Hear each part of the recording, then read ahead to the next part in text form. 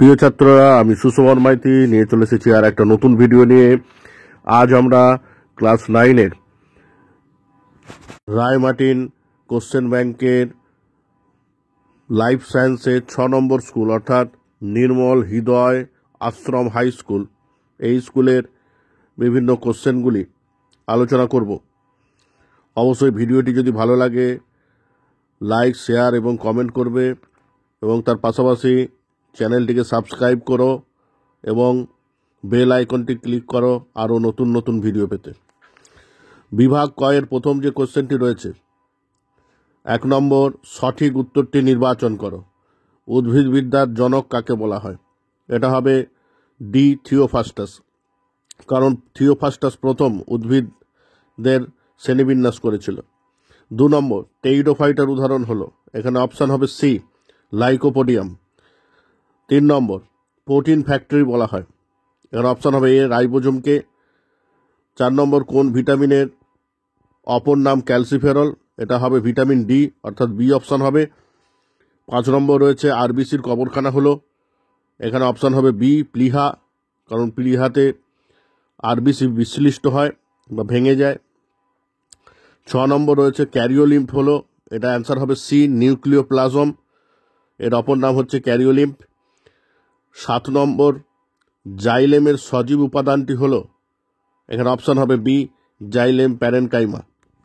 পরের বিভাগ ক্ষয়ের কোশ্চেন রয়েছে, একটি বাক্যে উত্তর দাও। প্রথম কোশ্চেন রয়েছে, কোন বিজ্ঞানী মাইক্রোস্ফিয়ারকে আদি পৃথিবীর প্রথম কোষীয় জীব বলেছেন? এটা অ্যান্সার হবে বিজ্ঞানী ফক্স। বিজ্ঞানী ফক্স বা সিডনি ফক্স, পুরো নামও লিখতে পারো, বিজ্ঞানী সিডনি ফক্স। পরের 2 দাগের কোশ্চেন রয়েছে, মানব দেহের সর্ববৃহৎ অঙ্গ হলো, এখানে অ্যান্সার হবে যকৃৎ বা লিভার। 3 নম্বর হচ্ছে অর্নিথোলজি কি? অর্নিথোলজি হচ্ছে জীববিদ্যা এমন একটা শাখা যেখানে পক্ষী অর্থাৎ পাখি নিয়ে আলোচনা করা হয়। পক্ষী সংক্রান্ত বিদ্যাকে অর্নিথোলজি বলে, এইভাবেও তোমরা লিখতে পারো, ঠিক আছে।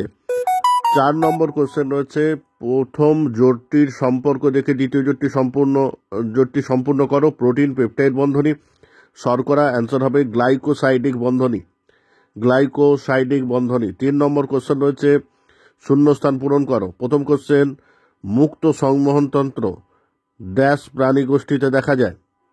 এখানে তোমরা যে কোনো একটা অ্যান্সার করতে পারো, মোলাস্কা, আর্থ্রোপোডা, যে কোনো একটা। আর্থ্রোপোডা প্রাণী গোষ্ঠীতেও দেখা যায় মুক্ত সংবহনতন্ত্র এবং মোলাস্কা পর্বের প্রাণী গোষ্ঠীতেও দেখা যায়। 2 নম্বর কোশ্চেন রয়েছে, ডিএনএ অণুতে ড্যাশ শর্করা উপস্থিত? এটা হবে ডিঅক্সিরাইবোজ শর্করা। 3 নম্বর কোশ্চেন রয়েছে, ফ্যাটি অ্যাসিড ও গ্লিসারলের সমন্বয়ে গঠিত জৈব যৌগটি হলো ড্যাশ? এটা অ্যান্সার হবে ফ্যাট বা লিপিড। পরের কোশ্চেন রয়েছে, ঠিক বাক্যের পাশে ঠিক চিহ্ন এবং ভুল বাক্যের পাশে কাটা চিহ্ন দিতে। তো প্রথম কোশ্চেন রয়েছে, রুই তরুণাস্থিযুক্ত মাছ, এটা অবশ্যই ভুল, কারণ রুই হচ্ছে অস্থিযুক্ত মাছ, ঠিক আছে, অস্টিকথিসের মধ্যে পড়ে, তো এটা ভুল হবে। এখানে যদি বলতো যে হাঙর একটি তরুণাস্থি বিশিষ্ট মাছ, তাহলে এটা ঠিক ছিল, ঠিক আছে। 2 নম্বর কোশ্চেন হচ্ছে, একটি ম্যাক্রো উপাদানের উদাহরণ হলো তামা, এটিও ভুল রয়েছে, তামা হচ্ছে একটি মাইক্রো উপাদান। তারপরে 5 দাগের এ ও বি স্তম্ভের সম্পর্ক স্থাপন করতে হবে। এ স্তম্ভে প্রথমেই রয়েছে ক্যালসিয়াম, এখানে অপশান বি স্তম্ভের সাথে ডি এর সাথে মিল খাচ্ছে, হাড় গঠন, ক্যালসিয়াম হাড় গঠন করে। 2 হচ্ছে প্রজাতি, এখানে অপশান হবে সি, ট্যাক্সোনমির ক্ষুদ্রতম একক। 3 দিকে রয়েছে লিনোলেইক অ্যাসিড, এটি একটি অপরিহার্য ফ্যাটি অ্যাসিড, অপশান এ হবে। আর 4 নম্বর রয়েছে জোঁক, এটি অপশান হবে বি, পর্ব অ্যানিলিডা। এর পরের বিভাগ গয়ের কোশ্চেন, 2 নম্বরের কোশ্চেন, নিম্নলিখিত প্রশ্নগুলির উত্তর দাও। প্রথম কোশ্চেন রয়েছে, কার্বোহাইড্রেট বা শ্বেতসার জাতীয় খাদ্যকে প্রোটিন বাচক খাদ্য বলার কারণ কি? এখানে অ্যান্সার হিসেবে তোমরা করতে পারো যে জীবদেহের প্রয়োজনীয়তা অনুযায়ী শর্করা জাতীয় খাদ্য গ্রহণ করলে সেখান থেকে অ্যামাইনো অ্যাসিড সংশ্লেষিত হয় ও প্রোটিন উৎপাদন ঘটে।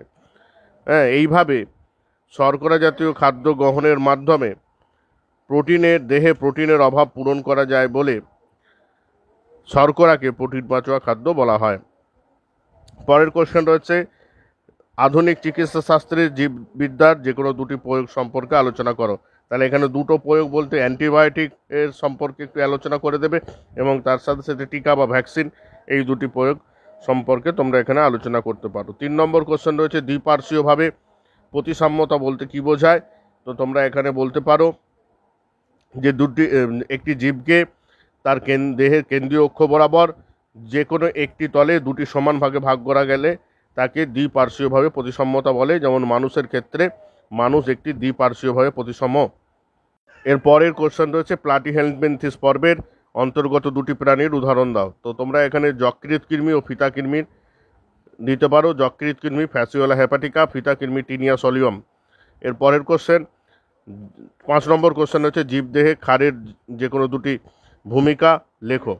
তোমরা কাজ হিসেবে দুটি কাজ দিতে পারো। যেমন বলতে পারো যে জীবদেহে রক্ত মধ্যস্থ পিএইচ বজায় রাখতে ক্ষারের একটা বিশেষ ভূমিকা রয়েছে এবং জীবদেহে অ্যাসিডের মাত্রা বৃদ্ধি পেলে ক্ষারের মাধ্যমে তা প্রশমিত হয়ে থাকে। এছাড়াও কিছু উৎসেচক রয়েছে যারা ক্ষারীয় মাধ্যমে সবচেয়ে ভালো কাজ করে। তো এই অ্যান্সার দিতে পারো। পরের কোশ্চেন রয়েছে আত্মঘাতী থলি কাকে বলা হয় এবং কেন বলা হয়, এটা তোমরা অবশ্যই জানো।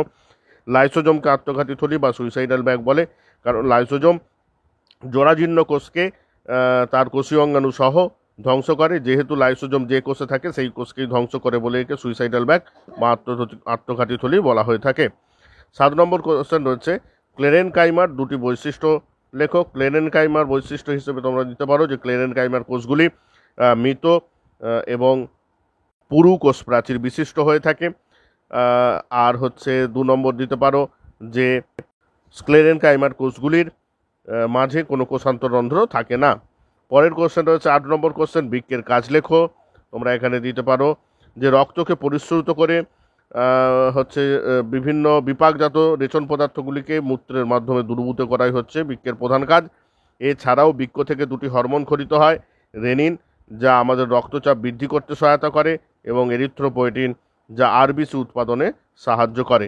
বিভাগ ঘয়ের কোশ্চেনগুলো একটু দেখে নাও। 5 নম্বরের কোশ্চেন কী কী কোশ্চেন রয়েছে। 1 নম্বর উদাহরণসহ গুপ্তবীজ উদ্ভিদের শনাক্তকারী বৈশিষ্ট্যগুলি আলোচনা করো। আর হট ডাইলিউট স্যুপ কাকে বলে। অথবার কোশ্চেন রয়েছে কন্ডিকথিস ও অক্টিথিসের মধ্যে পার্থক্য লেখো। লিনিয়ান হায়ারার্কি কি। 2 দাগের কোশ্চেন রয়েছে একটি আদর্শ উদ্ভিদ কোষের চিত্র অঙ্কন করে যে কোনো 4টি অংশ চিহ্নিত করো। এর অথবা রয়েছে একটি মাইটোকন্ড্রিয়া চিত্র অঙ্কন করে যে কোনো 4টি অংশ চিহ্নিত করো। তো এই কোশ্চেনগুলো ভালো করে তোমরা প্র্যাকটিস করবে বাড়িতে। যদি কোনো কোশ্চেন অসুবিধা হয় আমাকে অবশ্যই কমেন্ট করে জানিও এই ভিডিওটি ভালো লাগলে লাইক করবে এবং চ্যানেলটিকে সাবস্ক্রাইব করবে এবং বেল আইকনটি ক্লিক করে রাখো নতুন নতুন ভিডিও পেতে। সবাই ভালো থেকো।